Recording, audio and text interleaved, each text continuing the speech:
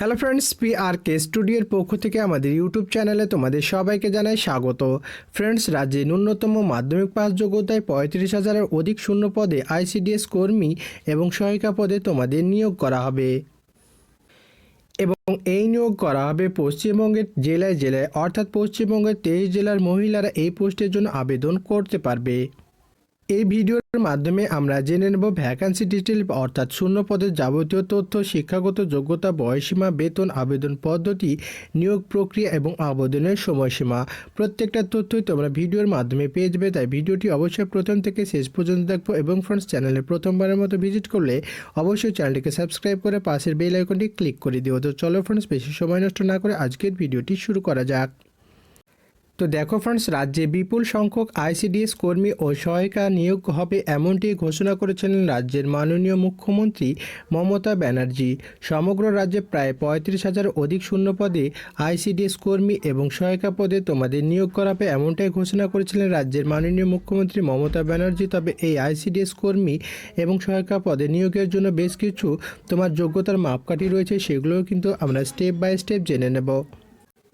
এরপর আমরা জেনে নেব এই পোস্টের জন্য তোমাদের শিক্ষাগত যোগ্যতা কী চাইছি।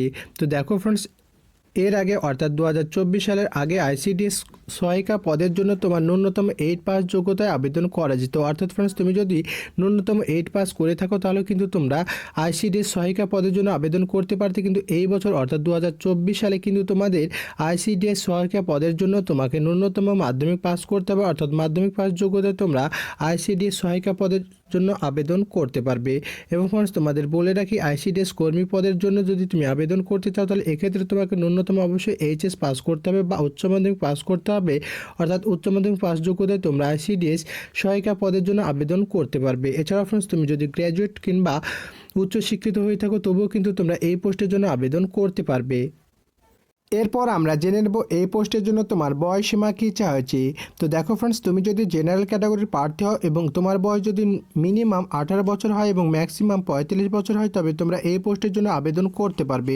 এছাড়াও ফ্রেন্ডস, সংরক্ষিত শ্রেণীর প্রার্থীরা যথাক্রমে বয়সের ছাড় পেয়ে যাবে, অর্থাৎ SC কিংবা ST ক্যাটাগরির প্রার্থীরা এক্ষেত্রে 5 বছর বয়সের ছাড় পেয়ে যাবে এবং OBC A কিংবা OBC B ক্যাটাগরির প্রার্থীরা এক্ষেত্রে অবশ্যই 3 বছর বয়সের ছাড় পেয়ে যাবে।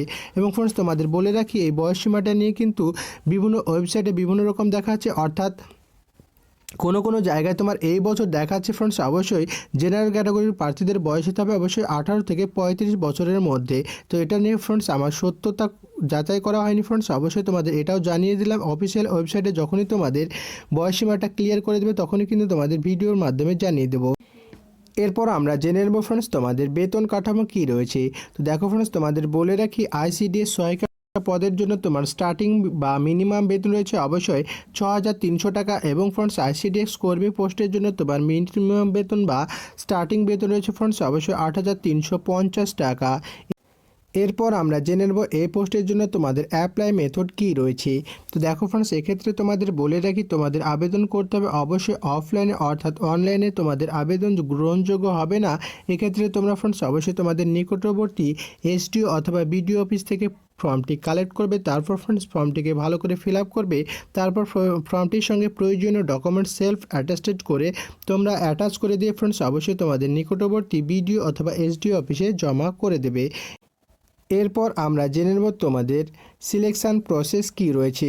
তো দেখো ফ্রেন্ডস, তোমাদের বলে রাখি, তোমরা ফর্ম ফিল আপ করার পর তোমাদের একটি রিটেন এক্সাম হবে এবং রিটেন এক্সামে তোমরা যদি কোয়ালিফাই করো তাহলে তোমরা ইন্টারভিউয়ের জন্য ডাক পাবে এবং ইন্টারভিউ তোমরা যদি কোয়ালিফাই করো তাহলে তোমাদের কিন্তু ফাইনাল মেরিট লিস্টে নাম উঠে যাবে। এবং ফ্রেন্ডস, তোমাদের রিটেন এক্সামের সিলেবাসটা আমি এখানে কিন্তু মেনশান করে দিচ্ছি, অর্থাৎ ম্যাথ থেকে থাকবে তোমার 25 মার্ক, যেটা ফ্রেন্ডস অবশ্যই পাটিগণিত বেস্ট কোয়েশ্চেন্স হবে। এবং ফ্রেন্ডস, ইংলিশ থেকে থাকবে অবশ্যই 25 মার্ক এবং জিকে থাকবে ফ্রেন্ডস 25 মার্ক এবং প্রবন্ধ থেকে থাকবে ফ্রেন্ডস 15 মার্ক, অর্থাৎ 3×75 আর 15 মার্ক এবং ফ্রেন্ডস 10 মার্কে তোমাদের একটি ইন্টারভিউ হবে। এছাড়াও ফ্রেন্ডস, তোমাদের বলে রাখি, তোমাদের যে 35,000 শূন্য পদে নিয়োগ করা হবে এই শূন্য পদ কিন্তু তোমাদের জেলা ওয়াইজ নিয়োগ করা হবে, অর্থাৎ ফ্রেন্ডস একটি জেলায় কমপ্লিট হয়ে যাবে, তার পরবর্তী জেলায় কিন্তু তোমাদের নিয়োগ প্রক্রিয়া শুরু হবে। এছাড়াও ফ্রেন্ডস, তোমাদের বলে রাখি, বর্তমানে কিন্তু আলিপুরদুয়ারের জন্য তোমাদের এই আইসিডিএস কর্মী এবং সহায়িকা পদের জন্য ফর্ম ফিল আপ শুরু হয়ে গেছে। তোমরা যদি আলিপুরদুয়ারের কোনো ক্যান্ডিডেট থেকে থাকো তাহলে অবশ্যই ফ্রেন্ডস তোমাদের নিকটবর্তী এসডিও অথবা বিডিও অফিস থেকে ফর্মটি কালেক্ট করে তোমরা প্রয়োজনীয় ডকুমেন্টস অ্যাটাচ করে অবশ্যই এই ফর্মটি ফিল আপ করে দিও যদি তোমাদের শিক্ষাগত যোগ্যতা এবং বয়সসীমার সাথে ম্যাচ করে। তো এই ছিল আজকের ভিডিও ফ্রেন্ডস, ভালো লাগলে অবশ্যই লাইক শেয়ার সাবস্ক্রাইব করে চ্যানেলের পাশেই থাকবে। থ্যাংক ইউ ফ্রেন্ডস, দেখা হচ্ছে নেক্সট ভিডিওতে।